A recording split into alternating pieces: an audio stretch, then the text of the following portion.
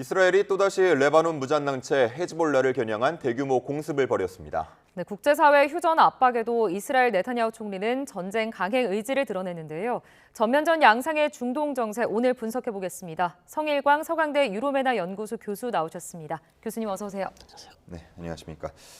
자, 이스라엘이 또다시 베이루트 지역에 공습을 퍼부었습니다. 헤즈볼라의 중앙본부를 정밀 타격했다라고 밝혔는데 구체적으로 어느 지역에 어느 정도의 규모를 공습한 겁니까? 네, 헤즈볼라의 거점 지역입니다. 베이루트 남부 지역이죠. 이 지역을 우리가 다흐야 지역이라고 부르고 있는데요. 뉴욕타임즈 보도에 따르면 어저께 밤 현지 시간으로 한 8시 정도로 좀 예상됩니다. 생각되고요. 거기에서 하산 나스랄라와 다른 지도자들이 긴급 회의가 있었다라는 이제 첩보를 이스라엘이 입수를 했고요. 건물 파괴된 건물은 6층짜리 건물로 알려져 있고 지하 벙커에서 보통 회의를 합니다. 왜냐하면 지상에서는 거의 하지 않거든요. 그래서 그 건물을 이스라엘이 공습을 했고요. 공습을 하는데 일반 폭탄이 아니고 지하까지 뚫을 수 있는 아마 벙커 버스터형 그런 폭탄으로 공격을 했던 것으로 알려지고 있고요.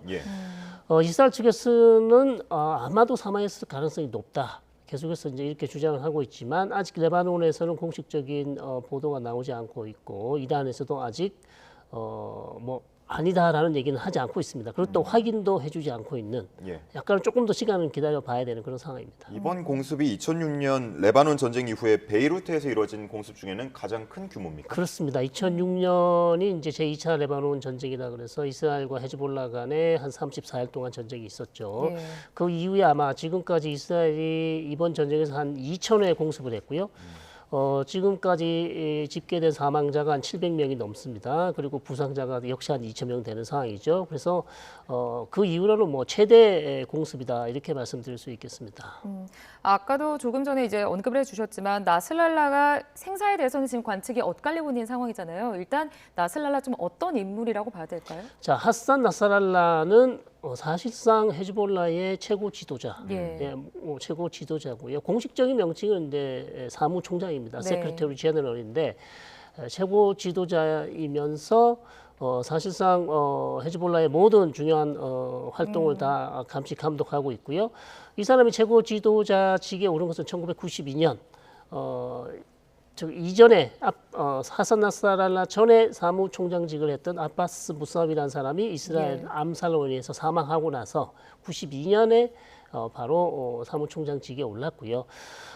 그래서 헤즈볼라를 이전과는 다르게 상당히 강력한 조직으로 만들었다. 많은 민병대 조직을 또 이끌었고요. 그 다음에 이스라엘에 대한 강력한 저항하는 그런 모습을 보여줬고 특히 이스라엘이 2000년까지는 레바논 남부에 군인들이 거주하고 있었거든, 주둔하고 있었습니다. 근데 결국 헤즈볼라와의 그 끈질긴 소모전 끝에 이스라엘이 2000년 레바논 남부에서 철수를 하죠. 그러니까 이것이 어찌 보면 하산 나스랄라가 내세울 수 있는 가장 큰 성과다 이렇게 말씀드릴 수 있겠습니다. 그럼 나스랄라가 사망했다는 전제하에 헤즈볼라가 받을 타격 굉장히 클 것 같은데요? 네, 굉장히 큽니다. 사실 뭐 나스랄라 전에 이미 뉴스를 보셨겠지만 10여 명이 사망했거든요. 이미 헤즈볼라의 중요한 사령관, 지휘관 그리고 두 번째 사무총장보다 낮은 사람이지만 두 번째 높은 지휘관도 지금 2번 사망했고요. 세 번째도 공격을 했는데 부상을 입었는 것으로 알고 있습니다. 그래서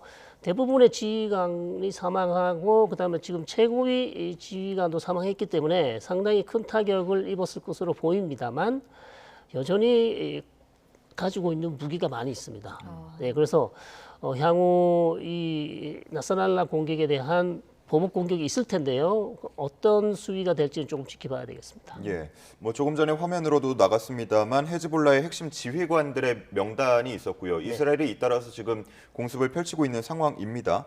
또 삐삐 그리고 무전기 폭탄 테러도 있었잖아요. 많이 전력이 누수됐을 것 같은데 헤즈볼라의 전력 피해 어느 정도라고 분석합니까? 네, 말씀드린 대로 상당히 크고요. 특히 이제 삐삐 공격이 상당히 충격이 컸다고 볼 수 있겠습니다. 왜냐하면 기습적으로 공격을 했고요. 전혀 예상하지 못한 방식이었기 때문에 거의 한 4천에서 한 5천 명의 헤즈볼라의 주요 대원들이 부상을 입거나 사망을 하거나 그렇게 됐었거든요. 그러면서 심리적으로 큰 타격을 입었고 일단 본인들이 안전하다고 생각했던 내부 통신망이 사실 이스라엘에 거의 다 발각이 됐다는 그런 심리적인 타격을 입었고요. 그 이후에 계속해서 이스라엘이 헤즈볼라가 감춰놓은 무기고를 계속해서 공습을 통해서 무기고를 파괴했기 때문에 헤즈볼라 무장 대원들은 심리적으로 이스라엘에게 모든 게 다 털렸구나, 예. 모든 게 다 발각이 됐구나 이런 아주 심리적 압박을 받았고요.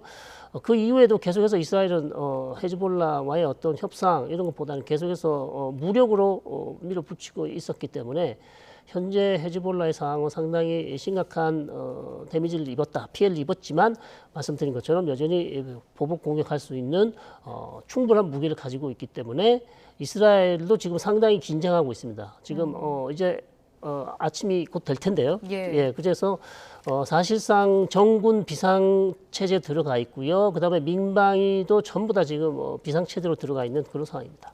지금 삐삐 폭탄뿐만 아니라 지금 공습이 이뤄지고 있는 이 베이루트가 레바논의 수도잖아요.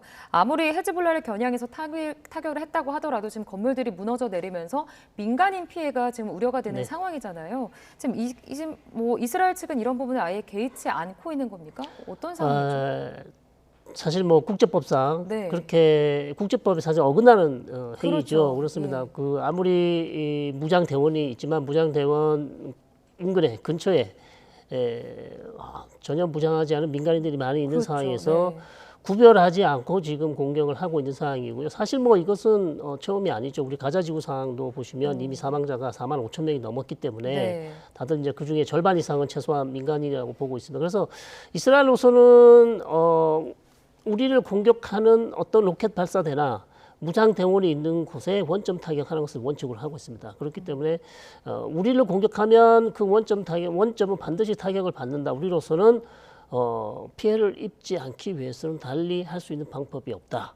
이런 논리로서 계속해서 공격을 해왔기 때문에 민간인 피해가 계속 늘어나고 있는 것이죠. 예, 미국을 포함해서 국제사회에서는 휴전안을 제시하기도 하고 어떻게 보면 또 압박하기도 하고 있는 상황인데 일단 이스라엘이 거부를 한 모습입니다. 미국으로서는 기대를 했다가 좀 체면을 구긴 셈이 됐을 것 같은데요. 네.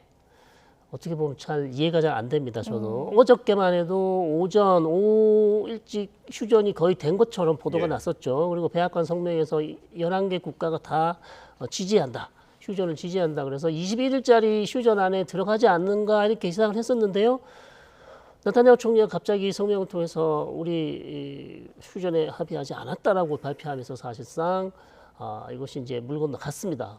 근데 이제 좀 자세히 살펴보면 이것이 가자지구 휴전 안에서도 이런 모습을 계속 보여왔어요. 그러니까 네타냐후 총리는 미국 측이 외교적으로 압박을 하면 받아주는 듯 하다가 그다음에 또 국내 여론과 여러 가지 자기 정치적인 입지를 고려했을 때 이것이 아니다고 싶으면 다시 말을 뒤집는 네. 그런 모습을 보여왔기 때문에 이번에도 아마 네타냐후 총리가 백악관의 압박에 바이든 대통령의 압박에 오케이 우리 충분히 협상할 여유가 있다 어느 정도 할 수 있다 이렇게 얘기했는데 결국 거의 다 된 것처럼 발표를 하니까 아니다라고 발뺌을 한 거죠. 자 그러면서 다시 휴전안은 사실상 물 건너가고요.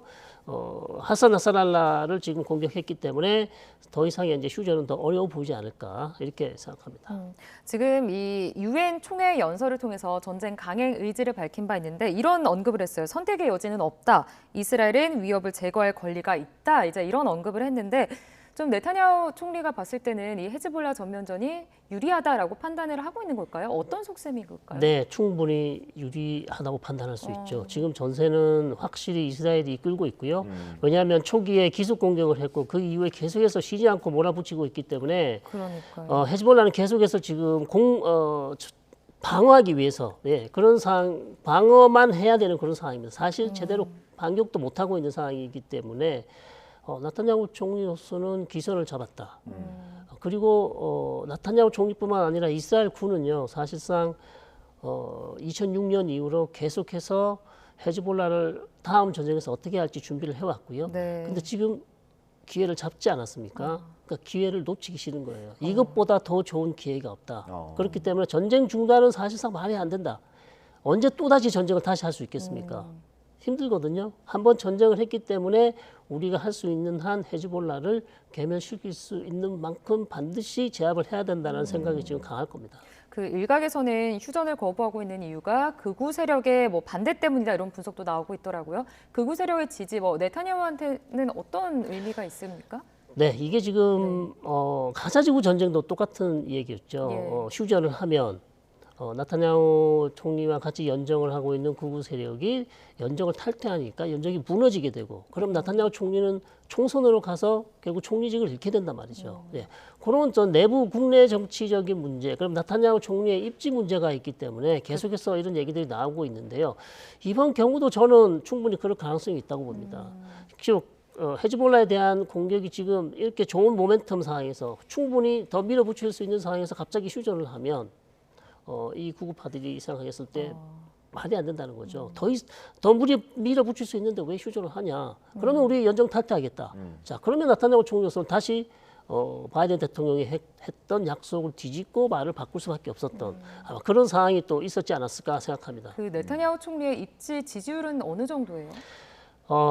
나타냐후 총리는요, 여름 전까지는 지지율이 바닥이었습니다. 최저였잖아요. 예, 네. 바닥인데 지금 헤즈볼라 지휘관들을 암살하면서 지지도가 올라오기 시작했어요. 그래서 역시 나타냐후 총리는 전쟁을 통해서라도 자기의 지지도를 올릴 수 있는 그런 어찌 보면 능력이라면 능력이라고 할 수 있겠는데요. 예. 그래서 현재로서는 지금 다시 지지도가 올라가고 있고 헤즈볼라에 대한 전쟁이 더 길어질수록 아마 지지도는 좀 더 올라갈 수도 있겠다. 이렇게 볼 수 있습니다. 예, 뭐 현재 언론 보도를 보면은 이스라엘군이 지상전에 대한 시뮬레이션을 마쳤다라는 얘기도 나오고 있는데, 그러면 지상전 가능성이 꽤 높아졌다라고 볼 수 있는 건가요? 지상전 가능성 두 가지로 설명드리겠습니다. 첫 번째, 실제로 지상전을 할 수 있다. 그러나 지상전은 항상 이스라엘에게는 위험 부담이 큽니다. 예. 왜냐하면 가자지구 하마스처럼 헤즈볼라도 국경 인근에 다 지하 땅굴을 다 파놨단 말이죠. 그러면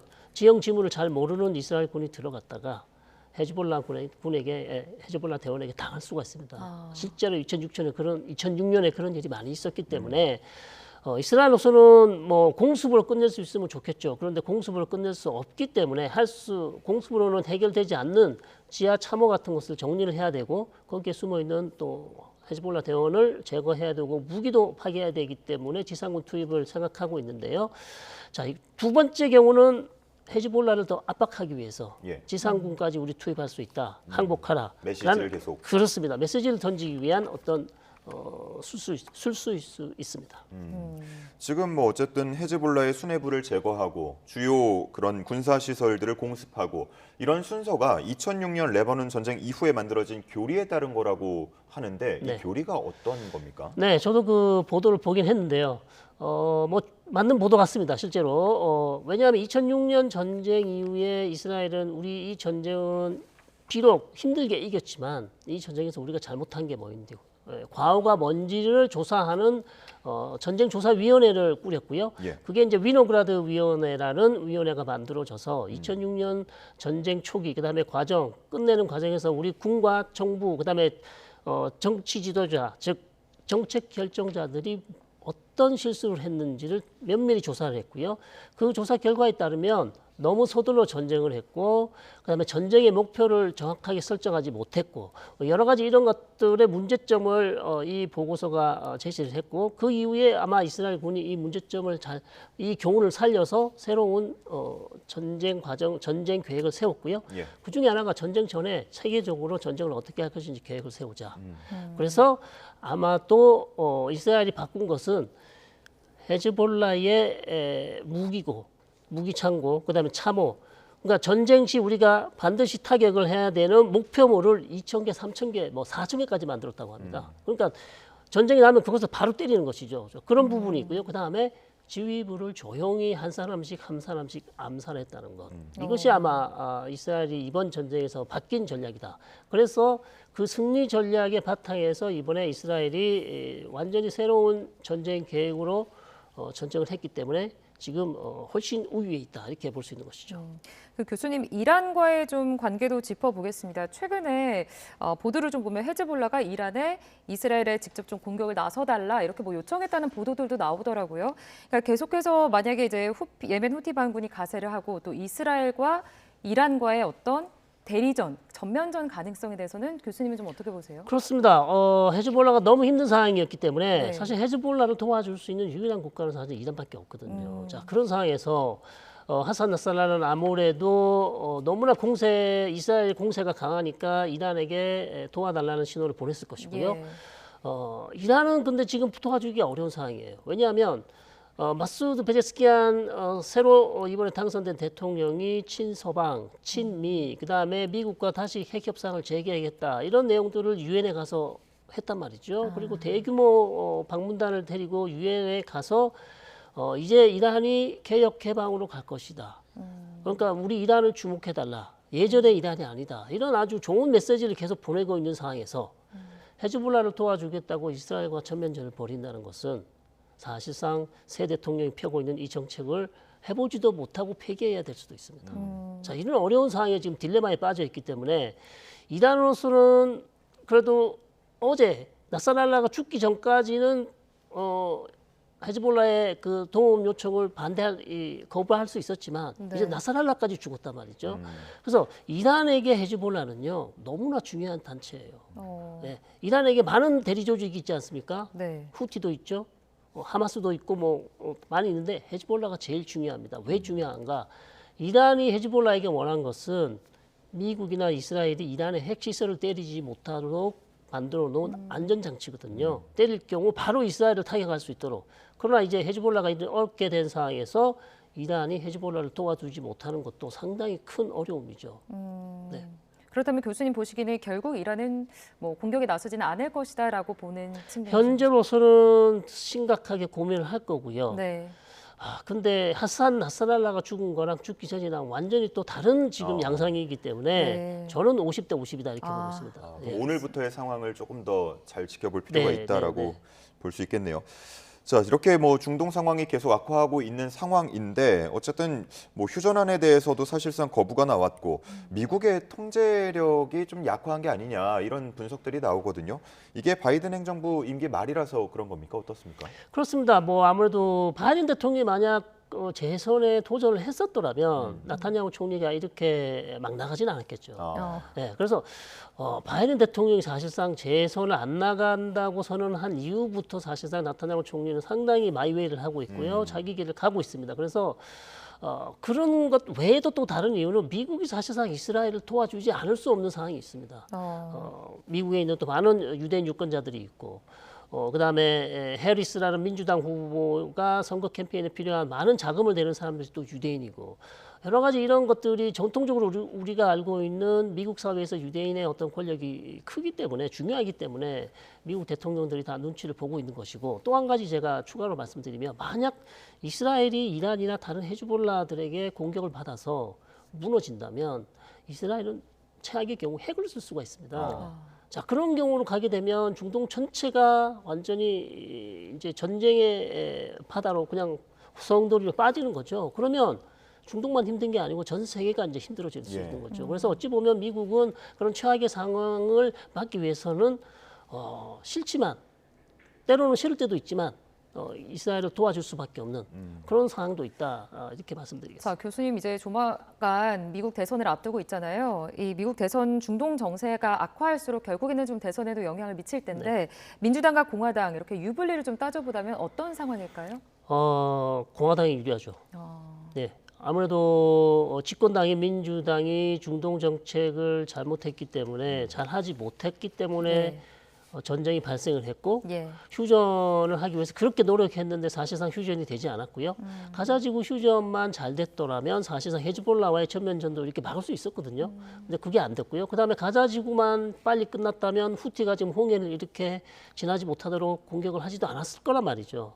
그러니까 바이든 대통령, 즉 민주당의 대중동 정책에 큰 문제가 있다라고 트럼프 후보가 공격할 수 있는 것이죠. 그래서 이렇게 중동 지역에서 이렇게 전쟁이 계속 이어지면 역시 미 대선에서 중요한 변수가 될 수 있다. 특히 이렇게 초박빙 상황에서는요. 그래서 사실상 계속 된다면 오히려 해리스 후보에게 좀 불리하다 이렇게 볼 수 있겠습니다. 예. 자, 지금 말씀을 앞서서 해주신 것처럼 이게 뭐 번지게 될 경우에는 어느 정도까지 번지게 될지 모르는 그런 상황인데 휴전이나 전쟁 종식을 위해서 국제사회가 더 이상 할 수 있는 건 없는 겁니까? 그렇습니다. 미국이 계속해서 뭐 휴전이 다 됐다고 어저께까지 발표를 했는데 그것도 안 됐고요. 자, 그런 상황에서 국제사회가 할 수 있는 것은 뭐 계속해서 휴전 노력을 할 수밖에 없는 것이고 다른 방안이 없습니다. 그래서 강대국도 할 수 있지만 다른 국가들도 좀 휴전이 필요하다는 성명을 발표한다든지요. 아니면 미국이 쓸 수 있는 방법이 있긴 하죠.